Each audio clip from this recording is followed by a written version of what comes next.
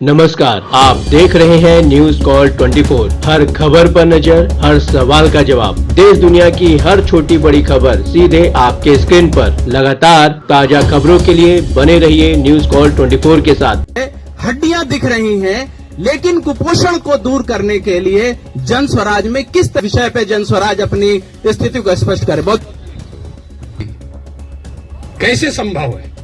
आप सोच रहे हैं कि हम 50,000 रुपया दे के क्रीम पोस्टिंग करा लें, क्रीम पोस्टिंग खाली जाके हाजिरी बनाए, सिविल सर्जन को 5,000 रुपया दे, आप प्रैक्टिस करते रहे।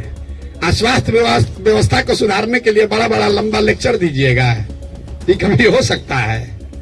नहीं हो सकता है। स्वास्थ्य व्यवस्था को लेकर जन स्वराज की क्या सोच है? बिल्कुल ये सही सवाल है।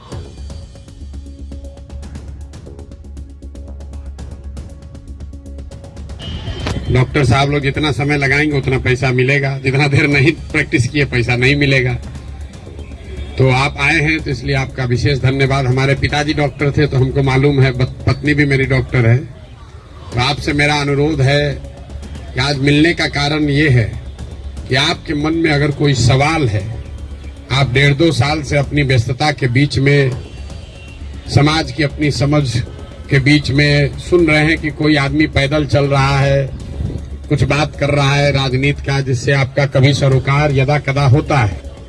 उसको लेकर अगर आपके मन में कोई सवाल है, उसको लेकर अगर आप कोई सुझाव देना चाहते हैं, तो मोबाइल में देखे हैं, 2 मिनट का रील आया, कुछ देखे, कुछ समझे, कुछ नहीं समझे। आपकी अपनी अवधारणा है 50 साल की कि समाज कैसे चलता है। नेताओं के बाद सबसे ज्यादा समाज से जो जुड़ा 2 वर्ग है, वो एक पुलिस प्रशासन वाले लोग हैं, एक वकील साहब लोग हैं और डॉक्टर हैं, जो समाज से सीधे तौर पर डेली सैकड़ों लोगों से आप 2-4 होते हैं। तो आपका अनुभव, आपके प्रश्न, आपकी शंकाएं, अगर आप उस पर कुछ बोलना बताना चाहते हैं तो आपसे सीखना भी चाहते हैं, और जो मैंने देखा, जो मैं करने का प्रयास कर रहा हूं, अगर उसको लेकर आप कुछ पूछना चाहते हैं तो वो भी बेझिझक होकर पूछिए। कड़वी बातें कहनी है तो वो भी जरूर कहिए। आप लोग तो दवा देने में माहिर हैं, तो डॉक्टर को पहले रोगी को कहते भैया सुई लगेगा इस बार बहुत, लेकिन घाव है तो सुई तो लगाना पड़ेगा। तो कड़वी बात भी कहनी है तो उसमें हिचकिचाइए नहीं, जो सवाल करना चाहते हैं करिए। इसमें कई लोग नॉन डॉक्टर्स भी बैठे हुए हैं, आप भी अपना, चूंकि डॉक्टरों की संख्या ज्यादा है इसलिए डॉक्टरों को मैं कह रहा हूं, बाकी दूसरे लोग भी अपना सवाल कर सकते हैं। बहुत बहुत धन्यवाद। मुझे ये जानना है कि अगर आपकी सरकार आती है तो हेल्थ में किस तरह का व्यवस्था परिवर्तन आप करेंगे? क्योंकि कोई भी सरकार आ रही है, व्यवस्था तो वही है। एक मिनिस्टर होते हैं, उनके नीचे सेक्रेटरी होते हैं, उनके नीचे उनके जूनियर होते हैं और बाकी लोग होते हैं। तो व्यवस्था तो वही होती है। आप इसको कैसे चेंज करेंगे और कैसे इस व्यवस्था में बदलाव लाएंगे ताकि सुधार जो है निचले स्तर तक पहुंच पाए? पार्टी से जीते विधायक सत्ता में आने के बाद honest, moral, character and corruption free रहेंगे कि क्या गारंटी आप दे सकते हैं? ठीक, थैंक यू। मेरा नाम इसहाक असर है। मैं पूछना ये चाहता हूँ आपसे कि मुसलमानों में अभी जन स्वराज या आपके प्रति ये विचार है कि आप भाजपा के बी टीम हैं, तो हम लोग मैदान में जाएंगे तो उन लोगों को कैसे समझाएं? ख्याल है हमसे ज्यादा अनुभवी है पॉलिटिक्स में, हम लोग नए हैं, हम लोगों से ज्यादा अनुभवी भी होंगे वो पॉलिटिक्स में। तो हमें मुझे कहीं न कहीं ये भय लगता है कहीं भविष्य में उन लोगों के प्रभाव में आकर के हम लोगों के पार्टी की भी वही दशा तो नहीं हो जाएगी। तो जरा इस बात पर भी विचार हम चाहेंगे प्रशांत जी का कि जो दूसरे पार्टी से आ रहे हैं, ठीक है, आने के लिए किसी को रोक नहीं है, लेकिन हम लोग को एक देखना होगा कि कौन आ रहा है, क्या है, ये देखना होगा। हाँ, जितने भी आपने सवाल किए हैं वैलिड सवाल है, आपके डाउट्स, आपकी शंकाएं सब वैलिड ही है। किसी ने कहा कि आप तो पहले सब दल को जिताए हैं तो आप पर भरोसा क्यों करें। कोई कह रहा है कि अरविंद केजरीवाल ठगा है तो अब आपको क्यों फिर से मौका दें। डॉक्टर साहब ने तो पूरा 77 से पूरा हिस्ट्री ही पढ़ के बताया। 77 से ही 47 से तो ज्यादा आप राजनीति का आपको आइडिया नहीं है। मेरे भाई, कम से कम खुशी की बात यह है कि आप में इतनी चेतना बची हुई है, इतना हिम्मत बचा हुआ है कि आप आकर कुछ समाज या अपने विषय में कुछ बोल पा रहे हैं। जनसुराज की सबसे बड़ी ताकत सफलता यही है कि इतने अपने आप को प्रबुद्ध कहने वाले लोग एक क्वासाई पॉलिटिकल प्लेटफॉर्म पर आकर बैठे हुए हैं। न तो नेता और को तो देख के आप पहले डर के भागते हैं कि चंदा उंदा लेगा, क्या करेगा क्या नहीं करेगा। आप यहाँ आए हुए हैं और इस घबराहट में नहीं है कि आपसे कोई कुछ ले लेगा, और आपकी हिम्मत हो रही है कि आप खड़ा होकर सवाल पूछ रहे हैं। ये जनसुराज की पहली ताकत और सफलता है। आप जितने यहाँ डॉक्टर सज्जन बैठे हुए हैं जिन्होंने पूछा कि स्वास्थ्य व्यवस्था को आप कैसे सुधारिएगा, आप लोगों में कई लोगों को अपने अपने स्वास्थ्य मंत्रियों से भी मिलने का अवसर मिला होगा।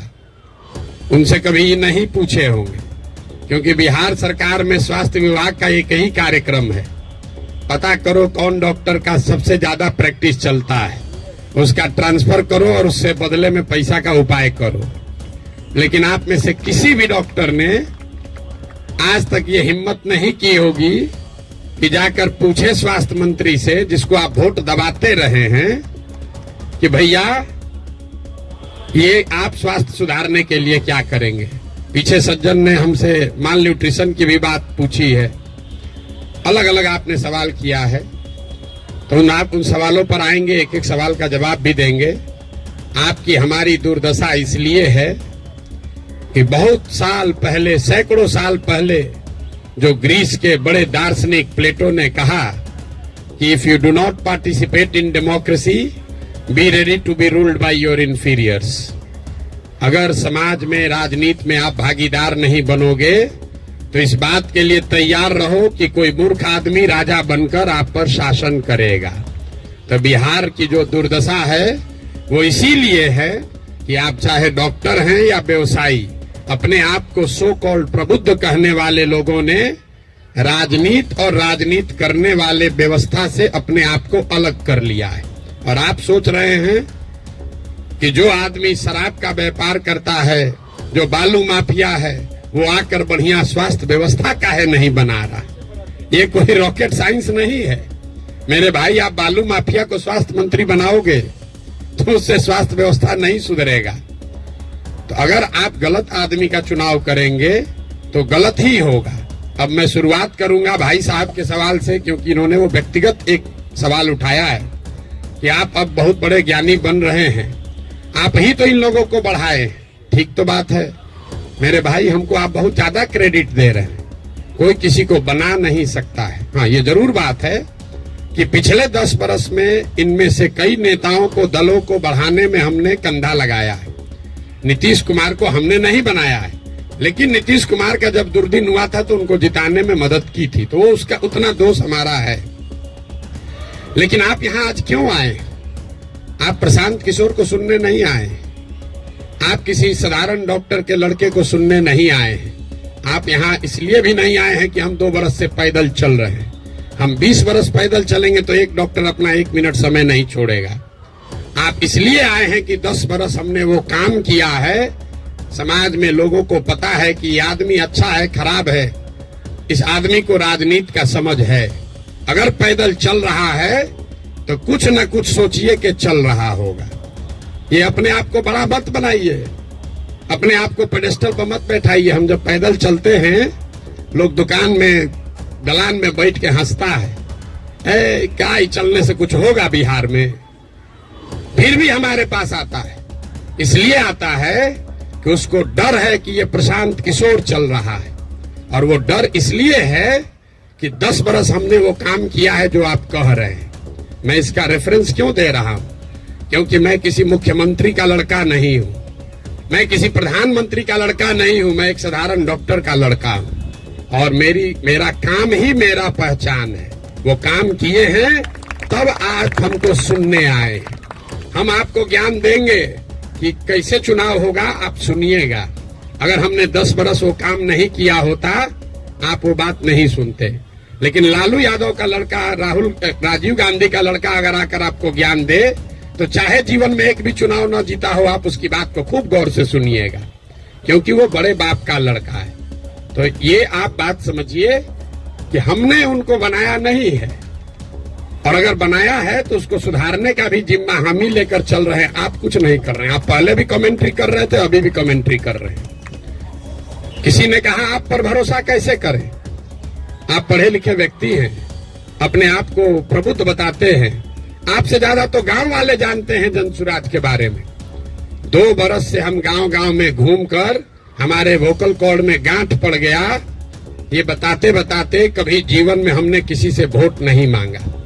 हम लोगों को यही बता रहे हैं कि हम पर भरोसा मत करो, किसी दल पर भरोसा मत करो, अपने बच्चों के लिए जगो, वोट अपने बच्चों के लिए दो। गांव वाले को बता रहे हैं, उसको समझ में आ रहा है, लेकिन यहाँ के आदमी को समझ में नहीं आएगा। और आप उससे बेहतर नहीं हैं। ये पढ़े लिखे लोगों को भ्रम है कि हम लोग बड़ा अच्छा है। बिहार का दुर्दशा इसलिए है कि यहाँ का लोग पढ़ा लिखा नहीं है। तो 2-3 ये जो राजनीति का भ्रम है वो आपको दूर कर देते हैं। बहुत लोगों को लगता है कि जो पढ़ा लिखा नहीं है इसलिए बिहार का दुर्दशा है। इस भ्रम को बिल्कुल दिमाग से हटा दीजिए। जितनी गलती पढ़े लिखे लोग कर रहे हैं उससे कम गलती अनपढ़ लोग कर रहे हैं। जितनी अगर जाति की बात ले लीजिए, हिंदू मुसलमान की बात लीजिए, भ्रष्टाचार की बात ले लीजिए, तो पटना में जितने लोगों को आप जिता रहे हैं, पीछे के लोग तो फिर भी उलट पलट रहे हैं। पटना का विधायक पिछले 20-20 वर्ष से चुनाव नहीं हारे। और पटना की क्या दुर्दशा है आप लोगों को पता है। तो पढ़ा लिखा वोटर कहीं इस बात का प्रमाण नहीं है। जब देश आजाद हुआ तो इस देश में कुल 18% लोग साक्षर थे, 82% लोग निरक्षर थे। 82% इलिटरेट समाज ने गांधी को अपना नेता बनाया, अंबेडकर को, नेहरू को, पटेल को, बोस को चुना। आज पेपर पे बिहार में 77% लोग पढ़े लिखे हैं और आपने पिछले 30 वर्ष में किसको नेता बनाया है ये आपको हमको बेहतर पता है। इस बात का प्रमाण नहीं है कि पढ़ाई लिखाई से आप अच्छा वोटर बन जाएंगे। मनमोहन सिंह जी देश में जीवन में सिर्फ एक ही बार चुनाव लड़े, दक्षिण दिल्ली से चुनाव लड़े और बीजेपी के एक साधारण कार्यकर्ता से चुनाव हार गए। बीजेपी के एक साधारण कार्यकर्ता ने मनमोहन सिंह जैसे बड़े इकोनॉमिस्ट को चुनाव हरा दिया। और वो चुनाव झंझारपुर से नहीं लड़े, वो चुनाव मधुबनी से नहीं लड़े, बिहार से नहीं लड़े कि जाति पर सब वोट पड़ता है। दक्षिण दिल्ली के उस लोकसभा से लड़े जहां पर सबसे ज्यादा पढ़े लिखे, सबसे ज्यादा high capita per capita income वाले लोग वोटर हैं। उन्होंने मनमोहन सिंह जैसे बड़े इकोनॉमिस्ट को छोड़कर एक साधारण कार्यकर्ता को चुना। इसका कोई प्रमाण नहीं है। हम लोग घर में कहते हैं कि हमारी दादी पढ़ी लिखी नहीं थी लेकिन बड़ा समझदार थी। लड़का पढ़ लिख गया है लेकिन बड़ा लंपट है। आप पढ़े लिखे होकर भी बहुत बड़े बेवकूफ हो सकते हैं और नहीं पढ़ा लिखा व्यक्ति भी बहुत समझदार हो सकता है। इसका मतलब ये नहीं है कि पढ़ाई की महत्ता नहीं है। पढ़ाई सिर्फ आपको इतना ही करता है कि आप इंफॉर्मेशन को प्रोसेस करने की आपकी क्षमता बढ़ जाती है, उसको आर्टिकुलेट करके प्रेजेंट करने की आपकी क्षमता बढ़ जाती है। आपकी प्रोसेस, आप उससे बहुत वाइज हो जाएंगे, ऐसी बात नहीं है। दूसरा जो भ्रम आपने बताया, बिहार में तो सब वोट जाते पर पड़ता है, भाई साहब ने बताया, आपने उसका काउंटर भी किया। लेकिन ये सबसे ज्यादा पूछे जाने वाला सवाल है। पिछले 2 बरस से हर आदमी, हर सभा, हर मीटिंग में ये कोई ना कोई जरूर पूछता है, भैया सब तो ठीक है, जाति से कैसे निपटिएगा। तो पहली बात तो ये समझिए कि जाति जो है वो सिर्फ बिहार की सच्चाई नहीं है, जाति पूरे भारत की सच्चाई है, यहाँ के समाज की सच्चाई है। जाति की महत्ता जितनी बिहार में है इतनी ही आंध्र प्रदेश में है, इतना ही कर्नाटक में है, इतना ही गुजरात में है, इतना ही यूपी में है। आप में से कोई भी ऐसा आदमी नहीं है यहाँ जो उन राज्यों में जाकर राजनीति किया है या वहां चुनाव लड़ाया है। आप हमको बताइए, वोकालिगा और लिंगायत अगर कर्नाटक में नहीं है तो क्या बिहार में है? पटेल और क्षत्रिय अगर गुजरात में नहीं है तो क्या बिहार में है? कहाँ जाति नहीं है? जाति हर जगह है। और ये आपको हमको हमारे दिमाग में ये बैठा दिया गया है कि बिहार में सब चीज जाति पर है। इसकी जाति की संख्या सबसे ज्यादा हो, उस जाति के आदमी को वो राज्य जीतना करीब करीब इम्पॉसिबल है, नहीं जीत सकता है। क्योंकि उस जाति से दूसरे समाज के लोग डरते हैं। वो सोचता है ये आएगा तो सब कब्जा कर लेगा, तो उसके खिलाफ कंसोलिडेशन भी होता है। आप यही नहीं, बंगाल देख लीजिए, यूपी देख लीजिए, तेलंगाना देख लीजिए, आंध्र देख लीजिए। आंध्र प्रदेश में भी नायडू जीत कर आए, कंबक कम्युनिटी के हैं, उसकी जाति की संख्या 6% है। बगल में योगी जी हैं, राजपूतों की संख्या 4% है। उसके बगल में मध्य प्रदेश में यादव जी हैं, उनकी संख्या 5% से कम है। राजस्थान देख लीजिए, आप कहिए वो तो भाजपा का है, जितना रीजनल पार्टी है सबका उठाकर देख लीजिए, कहीं पर भी जिस जाति की संख्या सबसे ज्यादा है उसका नेता मुख्यमंत्री नहीं है। अब फिर यहाँ गलतफहमी का आदत है, कहेगा ना नीतीश तो पिछड़ा का नेता है। तो भाई अगर कोई नीतीश जी पिछड़ा का समीकरण गोलबंदी कर सकते हैं तो आप भी कर सकते हैं। आपको कौन रोका है? किसने रोका है कि कुशवाहा का जाति का कोई नहीं कर सकता है, या कोई ब्राह्मण नहीं कर सकता है, कोई राजपूत नहीं कर सकता है? भाई अगर कुर्मी समाज का आदमी कर सकता है तो कोई मुसहर भी कर सकता है, कोई कुशवाहा भी कर सकता है, कोई राजपूत भी कर सकता है। आप में वो क्षमता होनी चाहिए, वो प्रयास करने की का मादा होना चाहिए। जाति का भ्रम मत पालिए। और अंतिम बात, मान लीजिए एक बार कि आपको बात मान भी ले कि जाति बड़ा महत्वपूर्ण है, तो जिसको भी राजनीति के जरिए समाज का अगुवा बनना है उसके पास ये विकल्प नहीं है कि समाज में सब सुधर जाएगा तब हम आएंगे। सब आदमी कहता भैया करना तो चाहते हैं लेकिन बिहार में जातिवाद बड़ा है। अरे भाई, तो जब जातिवाद खत्म हो जाओगा तब राजनीति करने आओगे, तो ना जाति कभी खत्म होगा ना कभी आओगे। और अगर खत्म हो ही जाए, अगर भ्रष्टाचार खत्म हो जाए, जातिवाद खत्म हो जाए, बाहुबल खत्म हो जाए, तो आपके हमारे आने की जरूरत क्या है? जो खत्म किया है उसी को आगे रहना चाहिए। अरे आपकी हमारी जरूरत तभी तो है। राजनीतिक अगुवा जिसको बनना है उसको समाज की कमजोरी और उसकी ताकत के रहते हुए ही उसका अगुवाई करना है। आप उससे अलग नहीं हट सकते। किसी ने भ्रष्टाचार की बात कही, भ्रष्टाचार पर आपका क्या प्रोग्राम है? कोई प्रोग्राम नहीं। भ्रष्टाचार तब सुधरेगा जब आप और हम भ्रष्टाचार कम करेंगे। कैसे संभव है? आप सोच रहे हैं कि हम 50,000 रुपया दे के क्रीम पोस्टिंग करा लें, क्रीम पोस्टिंग खाली जाके हाजिरी बनाए, सिविल सर्जन को 5,000 रुपया दे, आप प्रैक्टिस करते रहे। स्वास्थ्य व्यवस्था को सुधारने के लिए बड़ा बड़ा लंबा लेक्चर दीजिएगा, ये कभी हो सकता है? नहीं हो सकता है।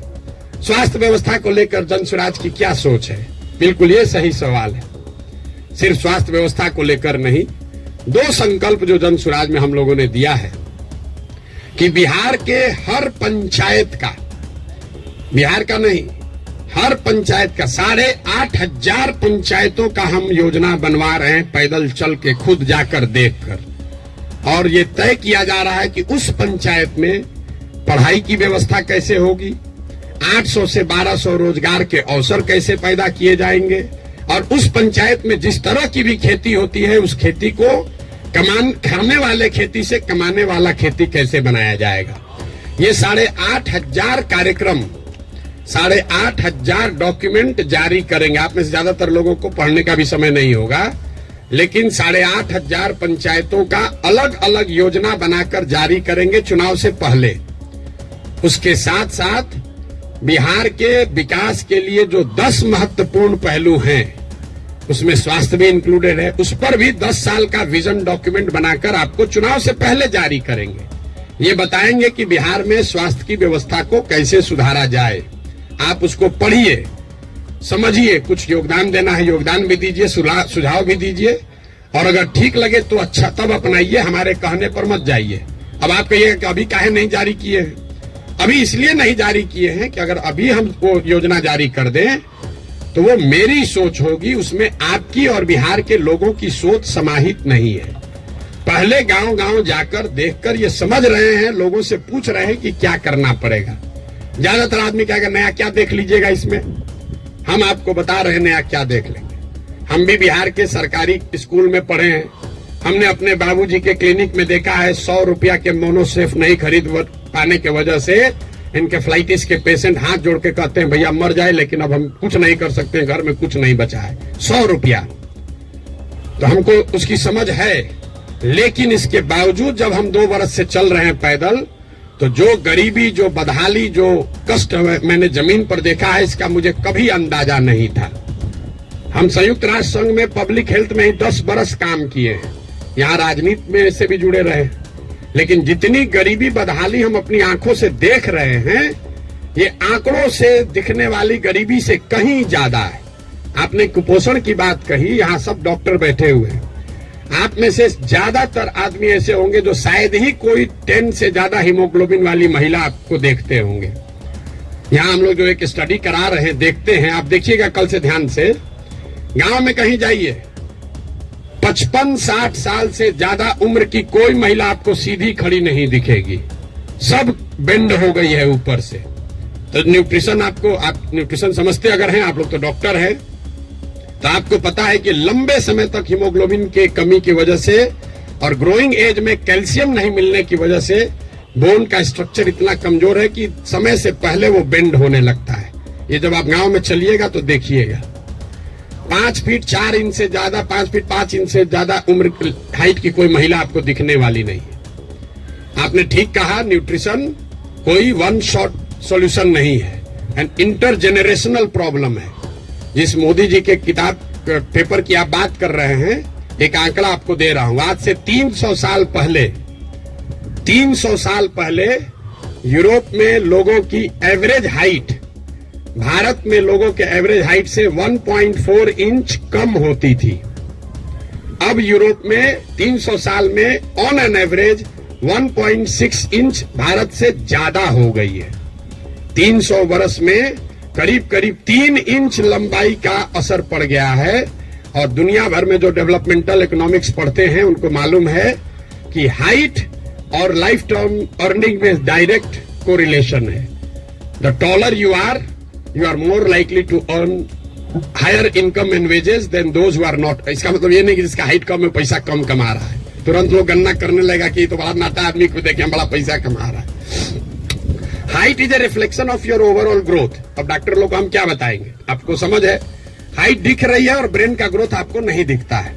तो जो लंबे समय तक स्टडीज हुई हैं उसमें यह क्लियर बताया गया है कि हाइट और लाइफ टर्म अर्निंग, समाज के सोसाइटी में लाइफ टर्म अर्निंग का डायरेक्ट कोरिलेशन है। तो बिहार में ये परेशानी है, एक झटके में मेरे भाई साहब वो खत्म नहीं हो सकता है। यहां किसी ने पर कैपिटा इनकम की बात की, बिहार में पर कैपिटा इनकम है 35,000 रुपया। देश में प्रति व्यक्ति आय है करीब 1,34,000। बिहार का प्रति व्यक्ति आय है 35,000 रुपया सालाना। उसमें अगर पटना और बेगूसराय को हटा दीजिएगा तो ये प्रति व्यक्ति आय घट के हो जाएगा 22,000 रुपया।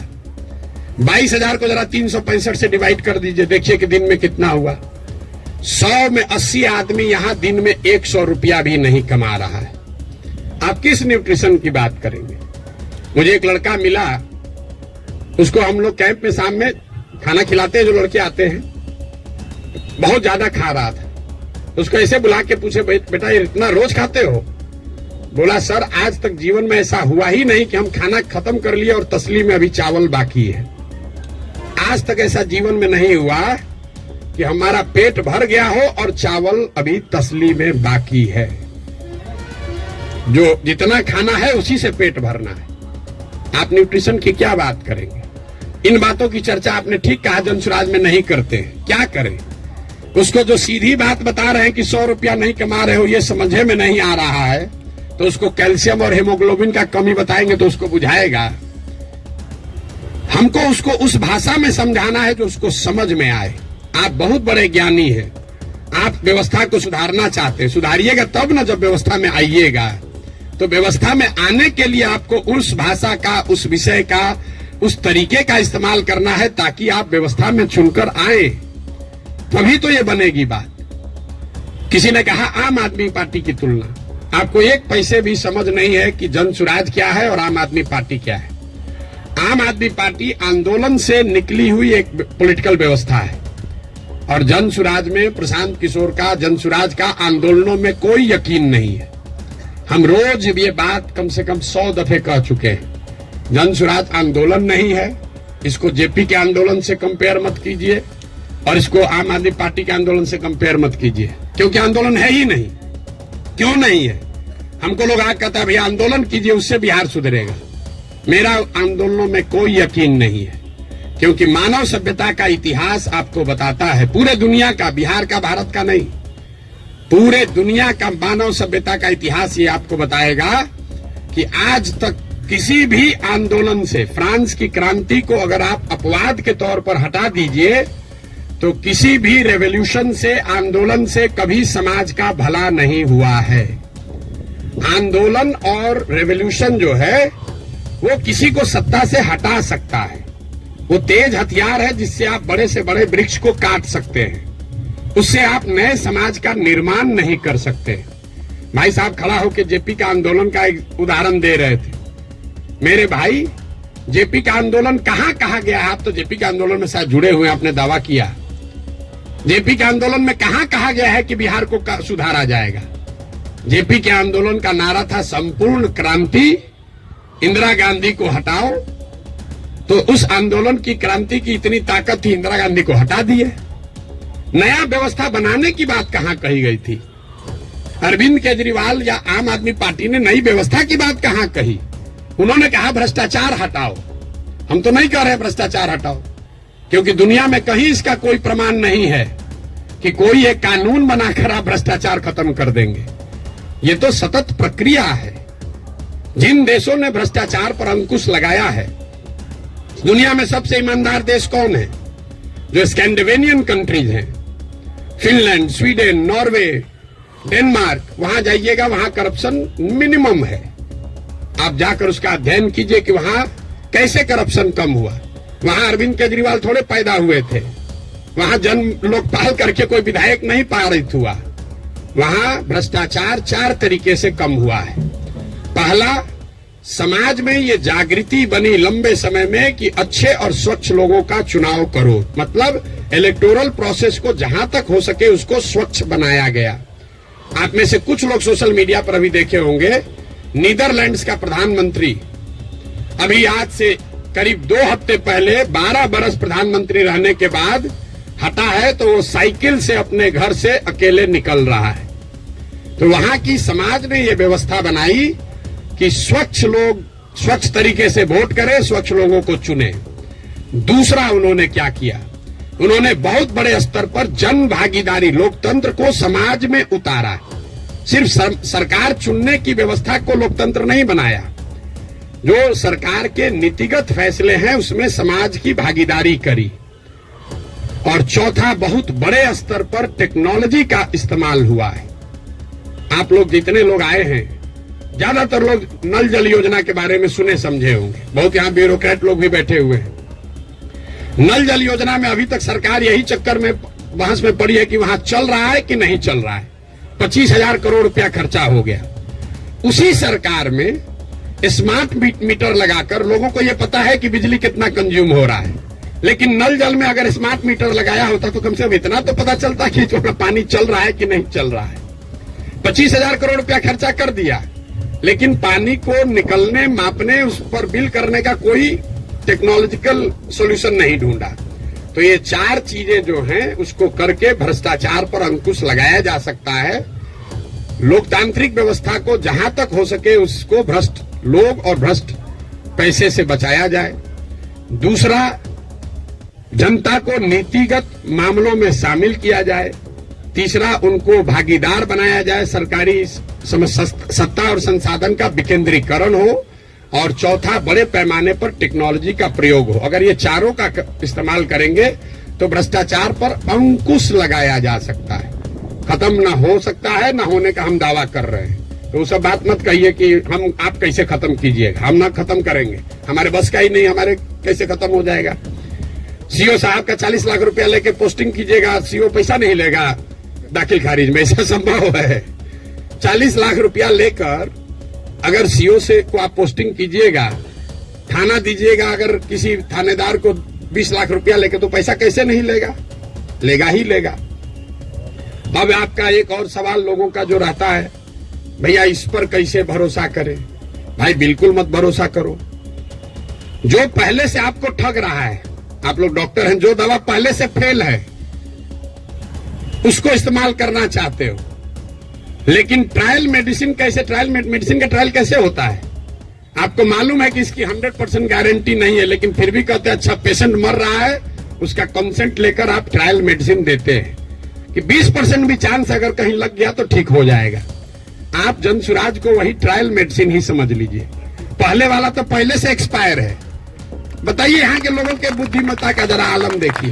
जो पहले से एक्सपायर मेडिसिन है उसको देने के लिए तैयार है, लेकिन ट्रायल मेडिसिन में शायद संभावना है 10% ठीक हो जाए, हम 10% कह रहे हैं, तो उस पर आप दाव नहीं लगाना चाहते। पहले से एक्सपायर मेडिसिन को कह रहे हैं इसी को दो। भाई किसको कंपेयर कर रहे हैं आप? अगर दो यहाँ नई व्यवस्था बन रही हो तो जरूर आपका वैलिड सवाल है कि भाई आम आदमी पार्टी को दे कि जनसुराज को दे। लेकिन जब पहले से तीनों एक्सपायरी मेडिसिन है, उसके सामने कुछ भी नया हो रहा है, तो आपको तो कहना चाहिए नहीं चलो एक बार ट्राई करके तो देखते हैं। यहाँ तो 30 वर्ष से खत्म ही हो रहा है। मेरा आपसे इतना ही अनुरोध है, आग्रह है। आपने ड्राइंग रूम में रहकर बहुत बात कर ली, अपने चैम्बर में रहकर बहुत बात कर लिया। आप समाज की चिंता करने वाले लोग हैं, लेकिन इसी अव्यवस्थित समाज से आपने अपने और अपने परिवार के लिए कुछ कर लिया है। अब ये समय है कि थोड़ा ही सही कुछ न कुछ अपने इस मिट्टी के लिए, अपने समाज के लिए वापस कीजिए। प्रशांत किशोर पर भरोसा मत कीजिए। हम करें, आप करें, हमारे बच्चे करें, आज हो या 20 वर्ष के बाद हो, करना तो किसी न किसी बिहार के आदमी को ही पड़ेगा। ये बात आप गांठ बांध लीजिए। कोई तमिलनाडु से आकर बिहार की व्यवस्था सुधारने वाला नहीं है। और डॉक्टरों का और बुद्धिजीवियों के लिए अंतिम बात, आपका सबसे बड़ा स्टेक है। कई बार पैसे वाले बुद्धिजीवियों को लगता है हम तो बचे हुए हैं, इससे हमारा लड़का तो बंगलोर सेटल हो गया। मेरे भाई, आपका दुर्दशा सबसे ज्यादा है। जो गरीब है उसका बच्चा तो फिर भी छठ वठ में आ जा रहा है, ट्रेन में धक्का खा के भी। आपका बच्चा कहता है ना कहां जाएंगे छठ में, वहां ठीक नहीं लगता है। जो गरीब है वो बूढ़ा होगा, वापस अपने घर में आएगा, क्योंकि उसको बॉम्बे बेंगलोर रहने का साधन नहीं है। लेकिन आपके बच्चे, जिसके लिए आप अभी 18 घंटा काम कर रहे हैं, जैसे हमारे बाबूजी किए, आपके बच्चे बिहार वापस लौट कर आने वाले नहीं है। अगर जहाज डूबेगा तो उसमें बैठा हुआ हर व्यक्ति डूबेगा। हमारे बाबूजी भी 12 घंटा, कभी संडे को भी छुट्टी नहीं लिए, रात दिन लगे रहे, घर बना रहे हैं। हमारा बेटा रहेगा यहाँ, हमारा पतोह रहेगा यहाँ, हमारा लिविंग रूम रहेगा। आज ही कोई आदमी आया था, भैया 4 बरस से आप घर नहीं गए, वहां बक्सरे मेरा घर है, सासाराम में भी घर है। 4 बरस से वहां कोई दिया बत्ती जलाने वाला भी नहीं है। और हम तो 4 बरस से छोड़े, हमारा लड़का अगले 40 बरस नहीं आएगा, चाहे हम में जितना। ये देखिए जिसका घर है, इनके बच्चे यहाँ नहीं है। इतना बड़ा बनाए हैं पटना में, इससे बड़ी प्रॉपर्टी पटना में नहीं होगी प्राइवेट। इनके बच्चे भी यहाँ नहीं है। अगर बिहार में वो व्यवस्था होती तो इस घर को बनाने वाले लोग भी यहाँ रहते। इस घर का ये बहुत बड़ा एग्जाम्पल है। अब देखिए इसकी दशा, जब इनके बच्चे यहाँ आकर नहीं रह रहे हैं, तो आप जो अपना मेहनत कर रहे हैं बेगूसराय में, मुजफ्फरपुर में, औराई में, कटिहार में, मेरे भाई कुछ नहीं बचेगा। इसलिए आपकी हमारी जिम्मेवारी है कि समाज को बनाइए, खड़ा कीजिए। अगर वहां अच्छा स्कूल खुल गया तो आपका बच्चा आपके साथ रह के पढ़ रहा है। अगर यहाँ अच्छी व्यवस्था हो जाएगी तो शायद आपका बच्चा आपके साथ नौकरी करते हुए बिहार में रहेगा, वरना जड़ ही खत्म हो जाएगा। हम गांव में चलते हैं, देखते हैं जितने बड़े घर पुराने बने हैं, सब करीब करीब भूत बंगला बन गया है, ढह कर खंडहर हो गया है। तो ये प्रबुद्धों को समझने सोचने का समय है। एक अवसर अगर मिला है, आपके पास जो भी क्षमता है, जिस तरीके से भी, कुछ नहीं है, आप कम से कम मन से आशीर्वाद तो दीजिए। सवाल क्या कर रहे हैं? आपको कोई कहता सवाल करने, हमको कोई दिक्कत नहीं, दिन भर आप सवाल कीजिए, हम तो दिन रात यही काम करते हैं। लेकिन सवाल करके आप किसी का भला नहीं कर रहे हैं, आप अपना ही नुकसान कर रहे हैं। अरे कुछ नहीं कीजिए, कम से कम कुछ अच्छा हो रहा है उसके समर्थन में एक आवाज तो लगाइए। वो भी नहीं कर सकते हैं, गुड विशेष आशीर्वाद तो दे सकते हैं। आपसे तो कोई पैसा मांगा नहीं, वोट तो देने आप जाइएगा नहीं, ऐसे भी वोट देने तो ऐसे भी नहीं जाइएगा। आपका वोट है, आप अपने को जबरदस्ती बैठाए हुए हैं एवरेस्ट पर। आपको पूछ कौन रहा है? आपको पूछ कोई नहीं रहा है। तो अपने आप को रेलेवेंट बनाइए, ताकि आपके आने वाली पीढ़ी इस जमीन से जुड़ी रहे। आप जिस काम को करने के लिए अपना अभी जीवन खपा रहे हैं, आपके पास 1 मिनट नहीं है कि सांस भी ले, जो चीज बना रहे हैं उसको भोगने वाला, उसका उपयोग करने वाला कोई नहीं बिहार में बचेगा आपका अपना, अगर आप बिहार की व्यवस्था को सुधारने के लिए कुछ न करें। और ये आपकी हमारी मौतिक, नैतिक और मौलिक जिम्मेवारी भी है कि अगर भगवान ने हम लोगों के लिए अच्छा कुछ कर दिया है तो हम लोग की जिम्मेवारी है कुछ वापस हम लोग वापस इस समाज को दें। अब आपका और कोई सवाल है तो कर लीजिए। बहुत बहुत धन्यवाद। आप लोग कीजिए कुछ प्रयास, नहीं जुड़े हुए नहीं, कुछ प्रयास कीजिए, पढ़ाइए थोड़ा सा बिजी हो गए थे। कहाँ बिजी हो गए? अपना थोड़ा निजी कार्यक्रम, निजी कार्यक्रम तो चलता ही रहेगा जीवन का, एक बार लगना होगा सबको।